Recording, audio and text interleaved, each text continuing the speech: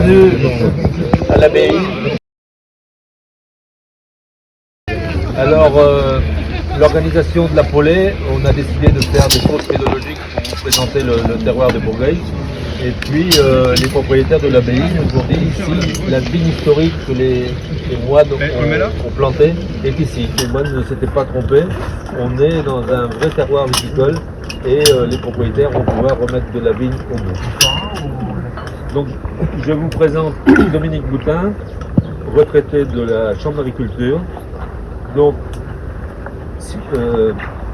pédologue, biogéographe, le spécialiste dans les sciences naturelles, la géologie, la géographie physique, la pédologie de l'écologie, la bioclimatologie, biologie de l'évolution qui étudie la vie à la surface du globe. Voilà. Donc, un spécialiste va vous présenter les trois fosses et vous allez comprendre le terroir viticole. Voilà. Merci. Avec les changements climatiques faciles, est-ce que finalement, ces terroirs qui sont plutôt favorables, historiquement on sait, est-ce que dans 10 ans ils seront toujours aussi favorables, est-ce que dans 20 ans ils seront favorables, etc. Et donc là, le sol va prendre une importance considérable, parce que c'est en fait une espèce de milieu, un volume, on le voit bien, qui va pouvoir tamponner complètement les événements. Ça va faire un gros tampon.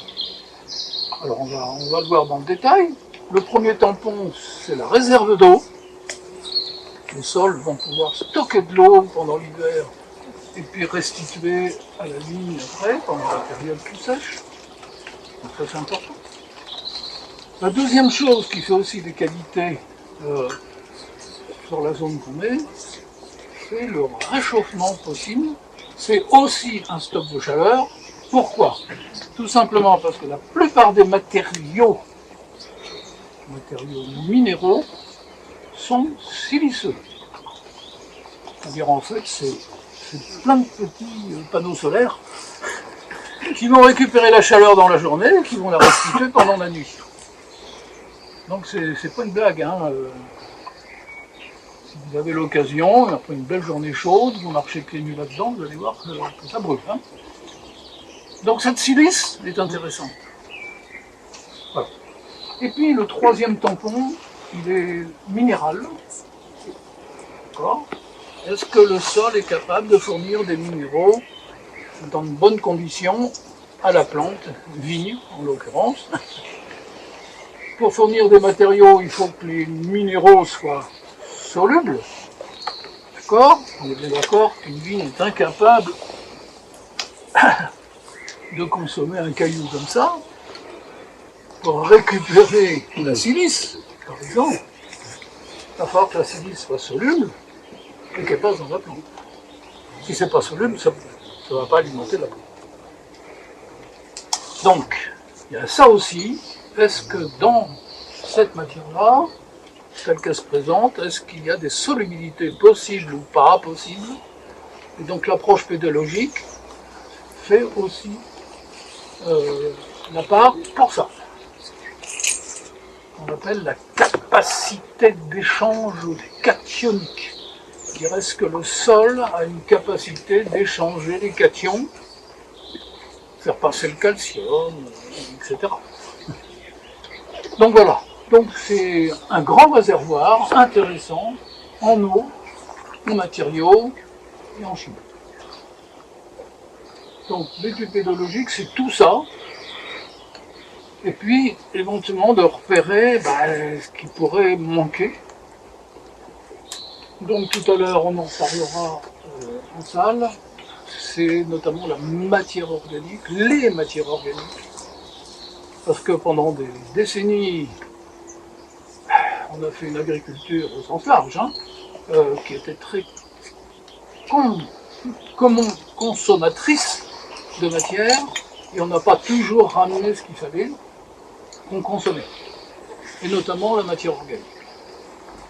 Alors en plus avec les défauts de l'agriculture moderne, de mettre des fongicides qui vont tuer les champignons, de mettre des herbicides qui vont tuer l'herbe, de mettre des anti-limaces qui vont tuer les limaces. Donc on comprend, hein, tout ça c'est pas machin, mais n'empêche qu'à chaque fois c'est de la matière organique qui disparaît, et donc les sols et la vie des sols, on en reparlera, ça, voilà. Donc on fera, sur les 3 fosses, on va en faire que 2, celle-ci et puis tout en haut, bon, parce qu'on n'a pas trop le temps, puis il y a des choses à dire. Alors, petite nuance, ne vous approchez pas trop de la bordure. Voilà. Ah, encore que vous pouvez rentrer là-dedans et puis vous piquer une tête si vous voulez. Voilà. Alors on va rentrer un peu plus dans le détail des sols. Donc tout le monde peut voir, même à distance, un certain nombre de couches plus ou moins horizontales. Bon, comme il y a une pente, la couche on appellera quand même horizon, parce que c'est le nom qu'on a donné à cette couche. Donc vous allez en voir 3-4. D'accord. Et puis, ce qu'on appellera le substrat. Vous ne pourrez pas, par exemple, vous descendre dans le trou absolument, mais le substrat, on l'a sorti, vous l'avez en gros paquet. Donc les différents horizons vont se distinguer comme ça à l'œil par la couleur. La première chose qu'il faut vraiment avoir, il ne faut pas se tromper, c'est la couleur. Vous avez quelque chose un petit peu sombre, on appellera ça brun noir, brun soutenu, voilà. Le marron n'existe pas dans la nature, ça n'existe pas. Dans la nature, les marrons, c'est du brun. Il ne peut rien, c'est comme ceux qui font de la peinture, de l'aquarelle, tout ça, ils le savent. Donc cette couleur brune, un peu foncée, eh bien c'est ce qu'on appellera l'horizon humifère. Donc beaucoup parlent de terre végétale, ça n'a aucun sens, je ne sais pas qui a inventé ce mot-là. Il n'y a pas plus de végétal qu'ailleurs. C'est de l'humus. L'humus, c'est des matières organiques qui ont déjà évolué et qui sont devenues, Dieu merci, solubles et qui vont permettre d'alimenter la plante en matière organique. Donc la matière organique, c'est du sucre, enfin voilà, c'est des choses très concrètes, hein, c'est pas une utopie, quoi. Hein. On en reparlera peut-être tout à l'heure dans la table de ouais. Alors donc tout le monde voit cet horizon, bah, finalement il n'est pas si épais que ça. Hein, vous voyez, il fait 20 cm, 25 cm. Il est souvent lié à l'activité humaine, qui a travaillé, qui a labouré ou pas. Et c'est cet horizon qui est plutôt riche en matière organique. On y reviendra tout à l'heure. Hein, on se mélange un peu tout. En dessous, vous avez un horizon un petit peu plus clair, on va dire qu'il serait beige, voilà, ou brun clair, dans le vrai jargon. Mais si, indépendamment de la couleur, vous verrez, vous pourrez venir le voir, c'est exactement les mêmes matériaux, siliceux, etc. C'est exactement la même matière minérale, mais elle va évoluer autrement. Qu'est-ce qui s'est passé pour ce changement de couleur? C'est assez simple, finalement. Dans l'humus, vous avez des matières donc organiques qui vont libérer des acides organiques. D'accord? Ces acides organiques vont circuler avec l'eau, avec la pluie, etc. Et vont entraîner le fer, enfin l'entraîner ou pas l'entraîner, peu importe, mais ils vont le révéler. C'est pour ça que vous avez cette couleur un petit peu jaunâtre. Et c'est hyper important. Parce que le fer, c'est la chlorophylle. Si vous n'avez pas de fer dans la nature, les plantes, elles ne seraient pas vertes. D'accord? Un peu comme nous, hein, si on a du sang rouge, c'est parce qu'on sait assimiler le fer. Donc ne nous trompons pas aussi, le sol est un énorme réservoir de fer. Et donc permet donc à la chlorophylle de s'exprimer, et c'est tant mieux, autrement les feuilles ne pourraient pas jouer leur rôle de panneau solaire récupéré. Voilà, hein, voilà, la complexité de la vie s'exprime comme ça. C'est pour ça qu'on ne peut pas négliger le sol, parce que si vous n'avez pas les réserves pour que la plante puisse fonctionner, c'est pas la peine. Et c'est un des cas que nous avons, y compris dans le Bordenois, c'est que pour des raisons biochimiques, quand il y a beaucoup de calcium dans le sol, d'accord, le fer n'est pas libre. Il est coincé, il est rétrogradé. Donc la plante ne peut pas consommer le fer. C'est pas qu'il n'y a pas de... Il y a bien du fer dans le sol, mais la plante ne peut pas. Donc tout le monde connaît ça, surtout dans les vignes, c'est le problème de la chlorose ferrique. Donc une petite pensée émue pour Morla, pour René Morla, qui avait fait un gros travail dans sa thèse sur justement l'indice du pouvoir chlorosant des sols par rapport à la vigne. D'accord ? Donc ça peut s'analyser. Est-ce que le calcium qui est dans le sol est trop présent et sous des formes un peu compliquées pour empêcher le fer d'être libre et de passer dans la plante. Donc c'est une vraie problématique. On peut dire qu'aujourd'hui, bon, on sait maîtriser ça. Hein. Je ne veux pas dire que c'est de l'histoire ancienne, mais c'est de l'histoire qu'on sait maîtriser sur le plan agronomique. C'est déjà un petit peu une bonne chose. Mais il faut savoir quand même que ça a posé beaucoup de problèmes dans certains vignobles. Ça peut même être catastrophique. Hein. J'ai débarqué à Mélan en 1989, parce que tout d'un coup, le président du syndicat a perdu 1 hectare par chlorose. Qu'est-ce qui se passe? Les sols ne sont pas calcaires. Ah oui, sauf qu'à 1 mètre de profondeur, il n'y avait que de la marne. Et donc, il a perdu 1 hectare. Hein. Vous connaissez tous le prix d'1 hectare planté, etc. Ça pose à l'exploitation quelques petits problèmes. Donc voilà. Donc c'est moins un problème maintenant, à condition de savoir qu'on va trouver du calcaire ou pas. Donc là l'étude de sol, ça vaut le coup. Franchement, ça vaut le coup. Est-ce que nous pouvons craindre la chlorose ici? C'est-à-dire des excès de calcium? Eh bien, des fois, il faut aller voir profondément. Il faut savoir des fois descendre, d'accord? Parce que finalement, sous ce tas de sable, est-ce qu'il n'y a pas du calcaire? Est-ce qu'il n'y a pas de la craie qui va nous poser problème? Donc, il faut y penser. Et des fois, il faut être courageux et passer. Alors, la tarière manuelle, elle est bien, mais elle fait 1,20 m. Les vignes, les racines de vignes, elles peuvent descendre à 3, 4 mètres, 5 mètres. Donc on ne verra pas si à la tarière, on n'est pas sûr de trouver le calcaire. Donc, il faut se payer, évidemment, un coup de pelleteuse, pourquoi pas.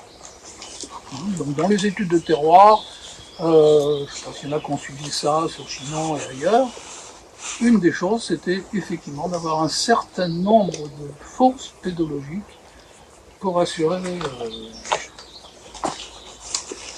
Alors évidemment, il y a aussi quand même la connaissance géologique, aussi, qui n'est pas d'aujourd'hui. Hein.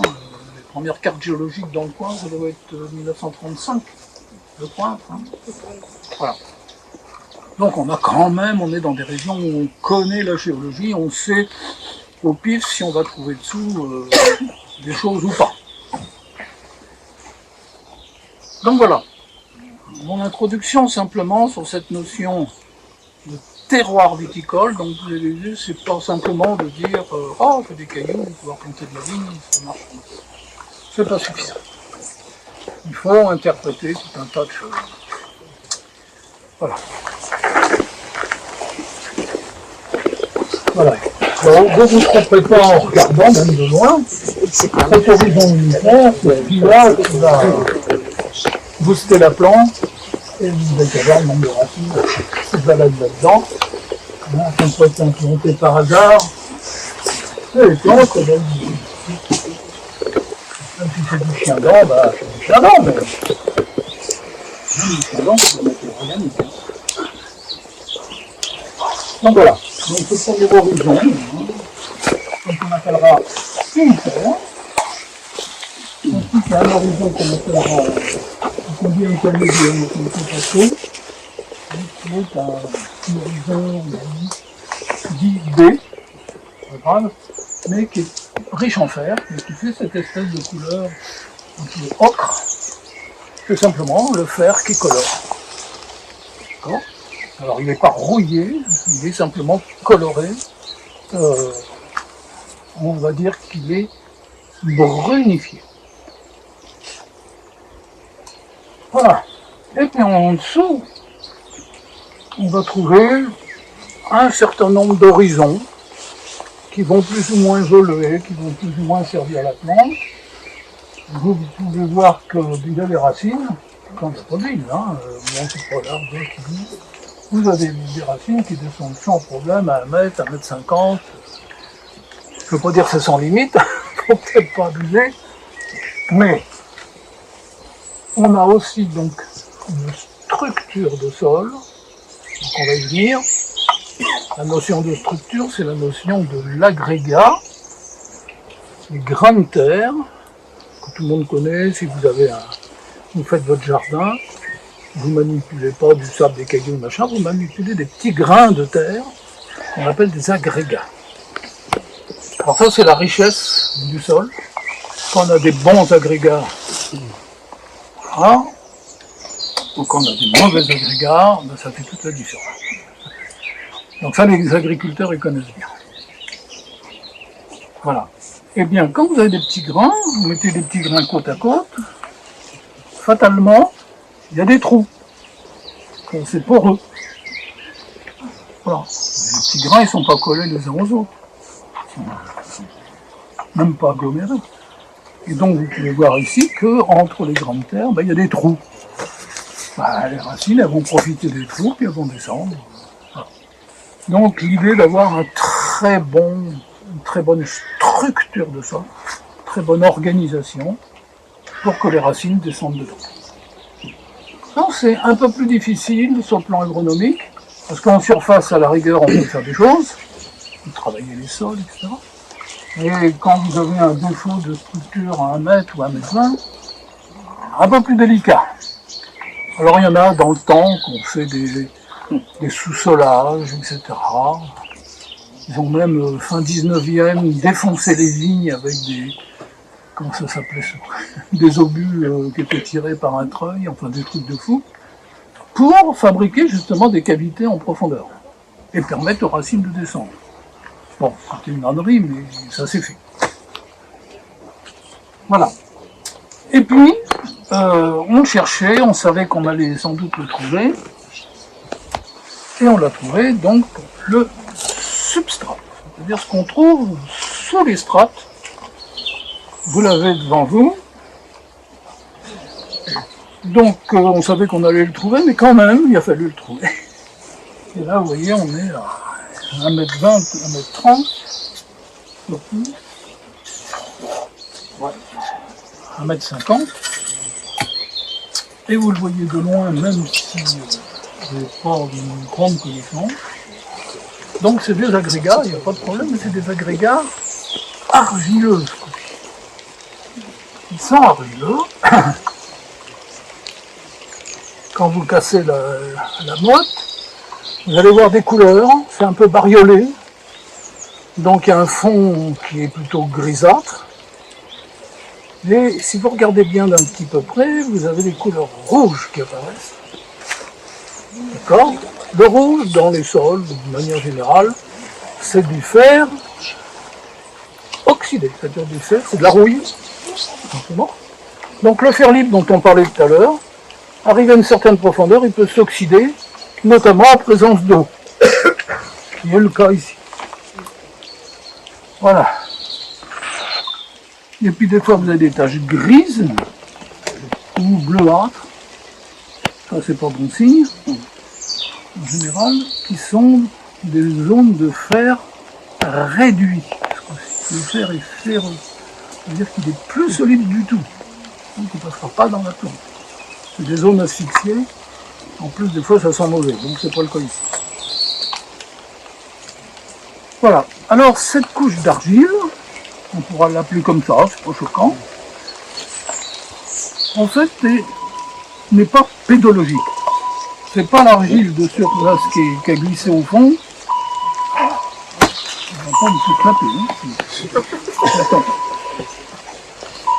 C'est une argile géologique. Donc elle est bien connue. C'est une strate à peu près horizontale sur tout l'ensemble de la terrasse de Bourgueil.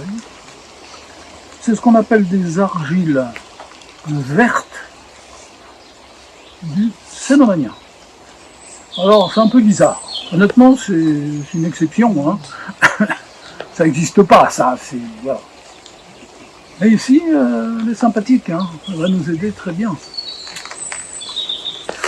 Elle va former une sorte de plancher, on va dire ça comme ça. J'aime pas le mot, mais c'est une réalité. Donc l'eau, depuis, rentre, circule sans problème dans la porosité des sables et tout ça. Et puis elle arrive sur un endroit qui est un peu moins poreux, mais qui est quand même poreux. Hein. Et donc ça va former une sorte de petite nappe qu'on pourra dire phréatique. Pourquoi pas, ça ne me gêne pas. Voilà. Alors cette argile-là, en fait, n'est pas aussi simple qu'elle en a l'air.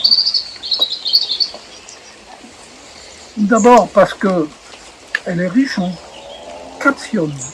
Ce sont des marnes. Donc dans le sable tout ça, il n'y a pas beaucoup de calcium, hein, je vous le dis tout de suite.